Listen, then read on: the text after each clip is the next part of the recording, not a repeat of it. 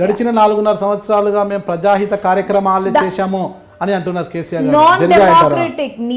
Non democratic నియంత tortured suppressed పాలన జరుగుతుంది ఇప్పుడు. అంటే ఎలాంటి టార్చర్ అంటే ఎవరిని మీయకపోవడం, మాట్లాడడానికి ట్రై చేస్తే బెదిరించడం, వాళ్ళ ఫ్యామిలీని బెదిరించడం. కూడా పన్ను వేస్తున్నారు ఏమో లేదు కదా, జుట్టుకు కూడా పన్ను వేస్తున్నారు లేదు కదా, జుట్టు కత్తిరించుకున్న పన్ను అని అంటుంటారు కదా. అవునా, అది అంటే దాని ట్రాన్స్లేషన్ ఏంటో కానీ but it's not what it is. అంటే ఒక నియంత పాలన అనడం అంటే డిసెంట్, తప్పు, ఇది కరెక్ట్ కాదు, ఇది బాగోలేదు, ఇది కరెక్ట్గా జరగలేదు అనే దానికే చోటు లేకుండా జరిగింది పాలన. అది మీడియా ద్వారా కావచ్చు, ఛానళ్ళ ద్వారా కావచ్చు, తప్పుడు సమాచారాల ద్వారా కావచ్చు, అబ్సల్యూట్లీ రిడిక్యులస్ బేస్లెస్ రూమర్స్ వల్ల కూడా కావచ్చు. సో ఇదంతా ఇలా జరుగుతూనే ఉంది. సో ఈ మావోయిస్ట్ ఎజెండా తన ఎజెండా అనడం అయితే హాస్యాస్పదం. ఎందుకంటే ప్రజల దగ్గరికి ఏంది, ప్రజలకు ఆపోజిట్గా వెళ్ళింది పాలన. ప్రజలు ఎక్కడో ఉన్నారు, పాలన ఎక్కడనో ఉంది. ఫార్మ్ హౌస్లో ఇంకా ప్రగతి భవన్లో. అంతేనంటారా? అంతే. ఫార్మ్ హౌస్లో ఉంది పాలన. చూశారు ఎప్పుడైనా వెళ్ళి? ఇంట్రెస్ట్ కూడా లేదు. మరి ఎలా చెప్తున్నారు ఫామ్ హౌస్లో పాలన ఉందనేసి? ఎందుకంటే సెక్రటేరియట్లోనే లేదు కదండి.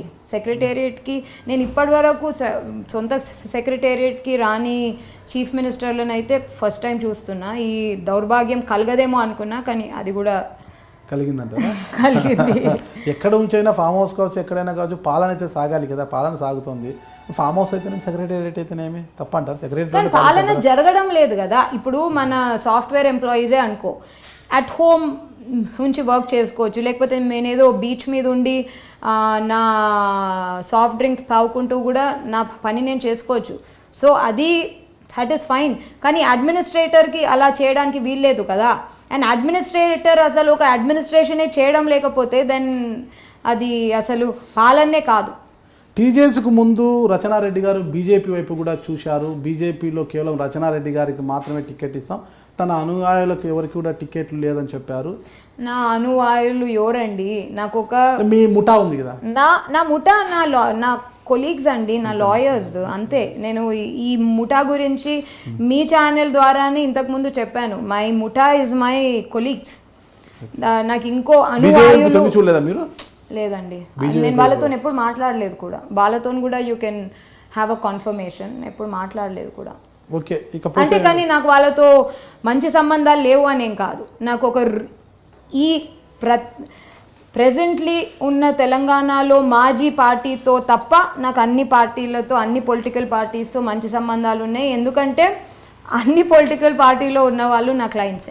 ఏదో ఒక సమస్య మీద భూదందాలు, ఏదో ఒకటి స్కామ్. భూదందాలు, స్కాములే కాదండి, కొంచెము అక్విజిషన్ ఇష్యూస్ అండ్ పర్సనల్ ఇష్యూస్ల మీద. ఎందుకంటే నా ప్రస్తావన తీసుకొచ్చిన అసెంబ్లీలోనే ఆ చట్టం మీద లీగల్ ఒపీనియన్ కోసం ప్రతి పార్టీ వచ్చింది. ఆ రోజు ప్రతి పార్టీ వచ్చింది. నేను ప్రతి పార్టీకి లీగల్ ఒపీనియన్ అంటే దీన్ని ఎట్లా అడ్రస్ చేయాలి, దీని గురించి ఏం మాట్లాడాలి, నేను అందరికీ అడ్వైస్ చేశాను.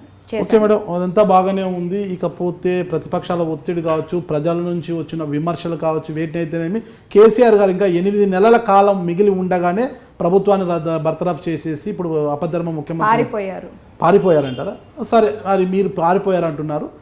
మా భాషలో మేము మీడియా కాబట్టి బర్తరఫ్ రద్దు చేయడం అనుకుంటాం. మీ దృష్టిలో మీరు పారిపోయారని అనుకోండి, అది ఏమైనా కావచ్చు. అయితే ఈ కేసీఆర్ గారు ఒంటరిగా బరిలోకి దిగుతుండగా ప్రతిపక్షాలు మాత్రం మహాకూటమిగా ఏర్పడాయి. గతంలో కోదండరామ్ గారు ఒంటరిగానే మేము కూడా పోరాటం చేస్తాము, ఒంటరిగానే బరిలోకి దిగుతాం, 119 స్థానాల్లో కూడా ఒంటరిగానే బరిలో ఉంటామని చెప్పిన కోదండరామ్ గారు ఈరోజు ఎందుకు మహాకూటమిలో చేరారు? బొటాబొటి ఇంకా సీట్ల ఖరారు కూడా 15 లోపే స్థానాలు వచ్చే అవకాశం ఉంది. అంటే అంత తక్కువ స్థానాలతో సరిపెట్టుకుంటూ మహాకూటమిలోకి వెళ్ళారు అంటే టీజేఎస్ బలం ఎంత? ఇది కరెక్ట్ అంటారా? ఒక న్యాయవాదిగా చెప్పండి. TJS, I agree with you, it's a new party, అదో కొత్త పార్టీ. ఎగ్జాక్ట్లీ 6 నెలలు అవుతుంది. అయితే ఈ మహాకూటమి అయితే అప్పటి నుంచి ఇంకా మొన్నటి దాకా కూడా అన్ని పొలిటికల్ పార్టీస్ లాగానే ఇండిపెండెంట్లీనే వెళ్ళాలని అనుకున్నారు. అయితే ఈ మహాకూటమి జరగడానికి ఇంటెన్షనల్ రీజన్ కూడా ఎందుకంటే అంటే అన్ని ప్రొసీజర్స్ అన్ని అగ్రిమెంట్స్ ఒప్పందాలు ఇంకా అయిపోలేవు. I mean it's a work in progress. ఇంకా చర్చలు నడుస్తూనే ఉన్నాయి, అవి త్వరలోనే ఎండ్ కూడా అవుతాయి, ఒక కొలిక్ వస్తాయి. అయితే ద రీజన్ ఎందుకంటే ఈ మహాకూటమిలో ఇప్పుడు ఓట్స్ అనేవి ఒక ఇష్యూ బేస్డ్ ఎలక్షన్ ఇప్పుడు జరగబోతుంది. ఇష్యూ బేస్డ్, మీరు ఏమి చెప్పారు, ఏమి చేయలేదు, మేమేమి ప్రాక్టికలీ పాసిబుల్ ఏమి చేయాలనుకుంటున్నాం అనేది, దాని గురించి ఆపోజిషన్ పార్టీస్ అందరూ ఐకమత్యమై అందుకోసం మహాకూటమే ఒక ఎంటీ మహాకూటమే కాకుండా ఒక కామన్ మినిమం ప్రోగ్రామ్, అందరం ఇలా అనుకుంటున్నాము, అందరూ ఇలా అనుకొని ఇది చేద్దామని ఈ వాంగ్మూలాలతో ఈ గవర్నమెంట్ని దెబ్బ కొడదామని జరుగుతున్న ఇంటెన్షనల్ కూటమి. అందుకోసం ఇది ఒక కేసీఆర్ గారిని ఎదుర్కోవడానికి, ఒక కేసీఆర్ గారిని ఢీ కొట్టడానికి ఇన్ని పార్టీలు ఏకం కావాలా? Why not? ఎందుకంత భయం కేసీఆర్ గారు అంటే? మీరు భయం అంటున్నారు, ఇది ఒక ప్లాన్డ్, ఒక ఇంటెన్షనల్ యాక్షన్ అని నేను అంటున్నాను. మహాగఠబంధన్ నార్త్ ఇండియాలో ఇప్పటికీ 2 times in the last 1 year ఎలక్షన్స్లో it did wonders. Manifesto, plan of action, programmes, government ideologies పక్కకు పెడితే elections is a pure numbers game. అంటే ఏ రకమైన ఎమోషన్స్ లేకుండా it's a pure numbers game. 2014లోనే ఎమోషన్స్తో వెలుగెత్తిన తెలంగాణ అండ్ రూలింగ్ పార్టీ గద్దె ఎక్కడం చూసాము. అది కూడా ఒక చిన్న 63 సీట్లతోని చాలా కాన్స్టిట్యుయెన్సీస్లో క్లోజ్గా వచ్చారు.